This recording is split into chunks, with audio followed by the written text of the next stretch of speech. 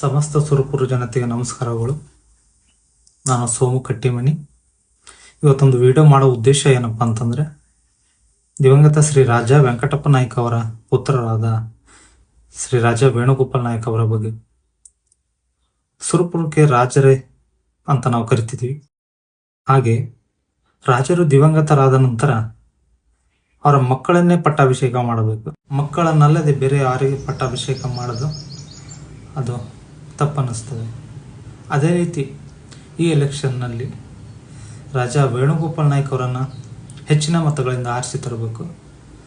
ಹೆಚ್ಚಿನ ಮತದಿಂದ ಆರಿಸಿ ತಂದು ಆ ಸ್ಥಾನಕ್ಕೆ ನಾವೆಲ್ಲರೂ ಗೌರವ ತುಂಬಬೇಕಂತಂದು ನಾ ಈ ವಿಡಿಯೋ ಮುಖಾಂತರ ನಿಮ್ಮಲ್ಲಿ ಮನವಿ ಮಾಡಿಕೊಳ್ತೇನೆ. ಈ ಎಲೆಕ್ಷನ್ನಲ್ಲಿ ರಾಜ ವೇಣುಗೋಪಾಲ್ ನಾಯ್ಕ ಅವರಿಗೆ ಹೆಚ್ಚಿನ ಮತಗಳಿಂದ ಆರಿಸಿ ತಂದು ಮತ್ತೆ ಸುರಪುರಕ್ಕೆ ರಾಜನನ್ನಾಗಿ ಮಾಡಿ